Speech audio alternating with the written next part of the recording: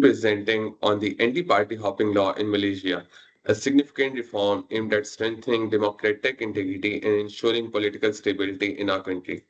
So let's start with our presentation.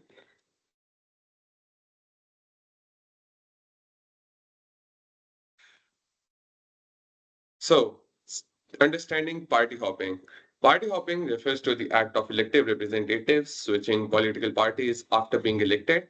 In Malaysia, this has caused serious political instability and frequent changes in government.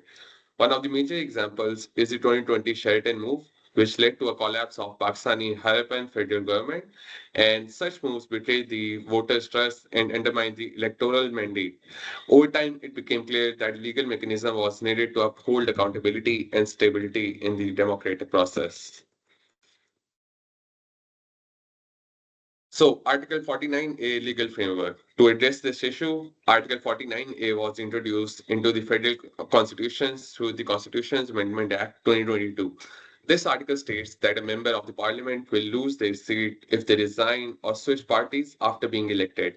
When a seat is vacated, it triggers a by-election, allowing voters to choose a new representative. However, there are exceptions to this rule.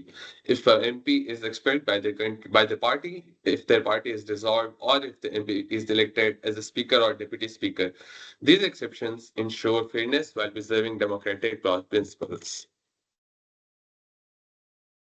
So, the objectives of the law.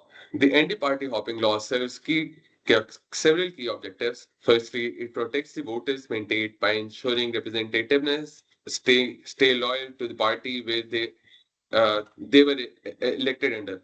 Secondly, it promotes political stability by preventing sudden collapses of government due to defections. It also increases the accountability by discouraging opportunistic behavior among the politicians. Most importantly, it helps restore the public trust in the political system by reassuring citizens that their vote matters.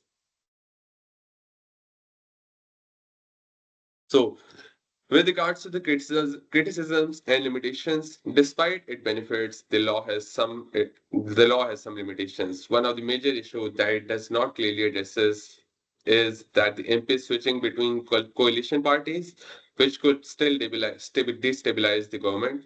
Some also argue that the law might infringe on the constitutional right to freedom of association. Additionally, MPs who are expelled from the parties are also allowed to keep their seats, which could lead to internal party manipulation.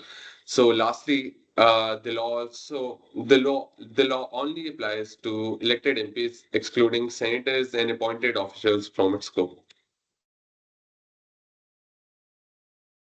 Yeah. So, what impact does it had on the real world since 2022? Since the implementation of Article 49A, we have seen a noticeable reductions in defections among elected representatives. So the voters' confidence has improved, and there is a greater stability in the coalition governments. The law has also sparked important legal and political discussions about how to further improve and refine the party hopping regulations, not just at the federal level, but also within the state assemblies. Now, I would like to conclude by providing an overview of what steps do we need to take moving forward. So, just to conclude, the anti-party hopping law is a milestone in the Malaysian democratic reform. It effectively penalizes the political opportunism and reduces the government instability and also strengthens the voters' confidence. However, it still needs further refinement to close existing loopholes and ensure that consistent application is being provided over here. With continued legal development and political commitment, this law can play a central role in safeguarding the integrity of parliamentary democracy. So, this presentation was supported by some of the references from the federal constitution, the constitutional amendments, academic journals, court cases, and policy reports, which provide both the legal framework and critical perspectives on the topic. Thank you so much.